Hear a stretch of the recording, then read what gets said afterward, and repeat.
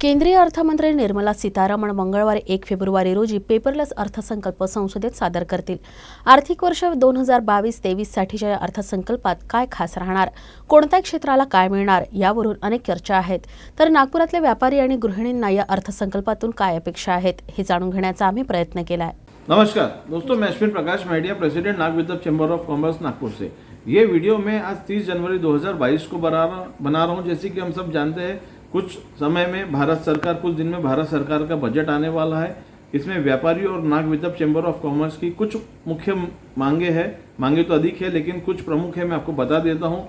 हम चाहते हैं कि जिस प्रकार जो टैक्स स्लैब कंपनी को लगता है वही पार्टनरशिप को फंड को लगे 25% का।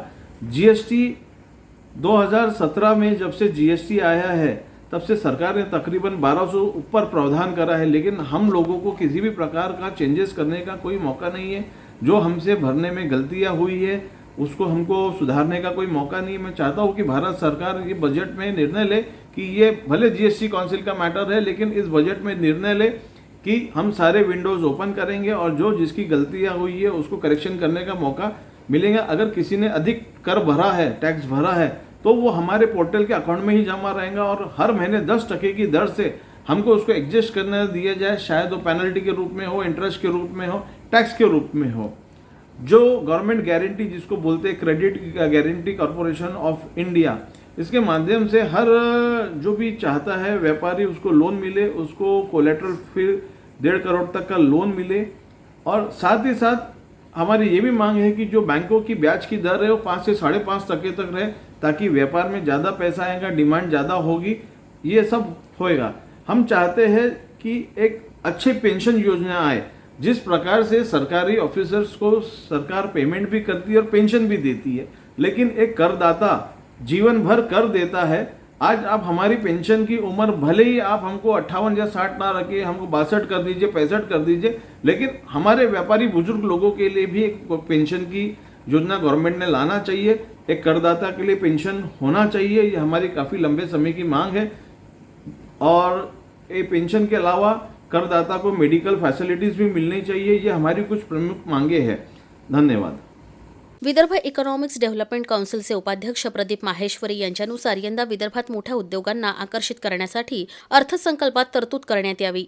आने वाले बजट में हमें सरकार से काफ़ी उम्मीदें हैं कि मध्य भारत का विदर्भ क्षेत्र, जहां पर विकास की अपार संभावनाएं हैं, इस क्षेत्र में बड़े उद्योगों को आकर्षित करने के लिए सरकार ने प्रभावी कदम उठाने चाहिए। हमारे यहाँ पर काफ़ी बड़ी मात्रा में खनिज संसाधन उपलब्ध हैं एवं सेंट्रल लोकेशन होने की वजह से बहुत सारे उद्योगों के लिए यहाँ पर कॉस्ट कटिंग फ्री के बेनिफिट्स उपलब्ध हैं। तो इस दिशा में सरकार ने कुछ बड़े प्रोजेक्ट्स को यहाँ पर बढ़ावा देना चाहिए। इसी तरह से कई सालों से रत्नागिरी का रिफाइनरी प्रकल्प प्रलंबित है, उसे विदर्भ में शिफ्ट करके यहाँ पर सीमेंट उद्योग, कोयला उद्योग एवं अन्य उद्योगों के बारे में सरकार को सोचकर उन्हें मदद के हिसाब से इस प्रकल्प को यहाँ शिफ्ट करना चाहिए।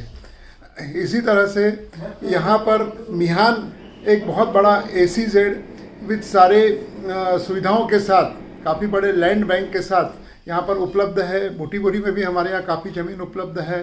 तो बड़े उद्योगों को आकर्षित करने के लिए जिस तरह का इंफ्रास्ट्रक्चर, जिस तरह की ज़मीनें, मैन पावर, पानी, बिजली, हर तरह की सुविधा यहाँ पर उपलब्ध होने की वजह से हमारी सरकार से इस बजट में यह अपेक्षा है कि सरकार बड़े उद्योगों को विदर्भ में आकर्षित करे एवं यहाँ पर उद्योगों के आने से हमारा तर घर चालवणं ही देखील साधी बाब नाही। महागाईच्या काळात भाजी असो वा खाद्यतेलाचे भाव सध्या गगनाला भिडले आहेत।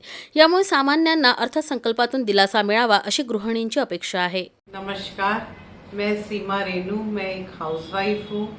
मैं देख रही हूँ हमारा देश बहुत अच्छे से तरक्की कर रहा है एंड आई फील प्राउड कि हमारा देश तरक्की कर रहा है। लेकिन साथ ही साथ देखती हूँ कि महंगाई बहुत हो रही है। वेजिटेबल्स, आम लोगों के लिए वेजिटेबल्स खरीदने, तेल खरीदने, खाने का तेल, गैस सिलेंडर्स, ये बहुत महंगे हो रहे हैं।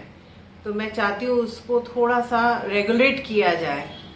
स्कूल फीसेस देखती हूँ प्राइवेट के, वो बहुत हाई में है, फैसिलिटीज़ बहुत अच्छी हैं जो आम लोग, जनता नहीं दे कर पाती है। गवर्नमेंट स्कूल्स की फैसिलिटीज़ नहीं है।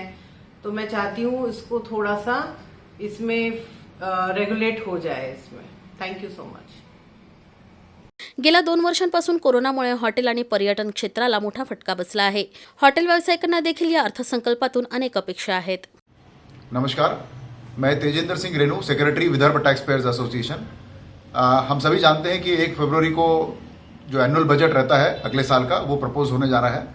वित्त मंत्री जी उसका घोषणा करेगी। इस बार शायद इलेक्ट्रॉनिकली किया जाएगा, क्योंकि हर साल घोषणाएं होती है, हर साल बजट आता है, परंतु इस साल शायद हम लोग व्यापारियों की बजट में उम्मीदें ज़्यादा है, क्योंकि 2 साल का कोविड का समय गया और इस 2 साल में बहुत सारा नुकसान हुआ है, खास करके होटल इंडस्ट्री को, ट्रैवल को, टूरिज़्म को, और भी कई व्यापार है जिनको इसका नुकसान रहा है।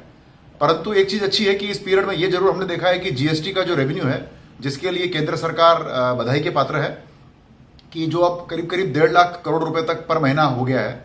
पर जैसे ही हम देखते हैं कि भाई अगर जीएसटी का रेवेन्यू, हमारा इनडायरेक्ट टैक्स का अगर रेवेन्यू जो इतना बड़ा है, तो उसका थोड़ा एडवांटेज डायरेक्ट टैक्स में मिलना चाहिए। तो उम्मीद करते हैं कि इस साल जो हमारे टैक्स स्लैब रहते हैं उसमें कहीं राहत मिलेगी, जिसकी वजह से जो 5 लाख या 10 लाख रुपए तक की जिनकी वार्षिक आयु रहती है, उनको उसके अंदर में कुछ टैक्स का बर्डन कम आएगा, ऐसा उम्मीद करते हैं। साथ में ही हमने होटल इंडस्ट्री की तरफ से ये भी मांग की थी कि भाई एक इंफ्रास्ट्रक्चर प्रोजेक्ट दिया जाता है, घोषणा की है, पहले बजट में रहा है कि 200 करोड़ का अगर आपका प्रोजेक्ट रहता है या 200 करोड़ के ऊपर रहता है, तो उसको इंफ्रास्ट्रक्चर का स्ट्रक्चर का सेक्टर के अंदर लिया जाता है, जिसके अंदर में उनको इनका इंटरेस्ट में या बाकी बैंकिंग फैसिलिटीज में बहुत रियायत मिलती है। तो वो 200 करोड़ का जो प्रोजेक्ट का जो कॉस्टिंग है, उसको 10 करोड़ पकड़ना चाहिए, ऐसा हमारी मांग है, ताकि सभी को इसका एडवांटेज ज़्यादा लोगों को मिले। और ये क्षेत्र में हमको बढ़ाने की ज़रूरत भी है। साथ ही इंटरनेशनल टूरिज्म बिल्कुल बंद है, क्योंकि ना बाहर से टूरिस्ट आ रहे हैं, ना हम बाहर जा पा रहे हैं। तो डोमेस्टिक जो हमारा जो घरेलू टूरिज्म है, उसको बढ़ाने की बहुत ज़रूरत है। सरकार से ये भी मांग है कि भाई ऐसा लोकल टूरिस्ट के अंदर हम कैसे इंसेंटिव दे पाए, ताकि टूरिज्म अंदर के अंदर अपने कंट्री में रहे, जिसका फ़ायदा अपने ही कंट्रीमैन को मिले और साथ में सरकार को मिले। उम्मीद करते हैं कि इस बार का बजट हमारे अपेक्षा के साथ रहेगा और सभी आम आदमी को इसका फ़ायदा मिलेगा। Thank you.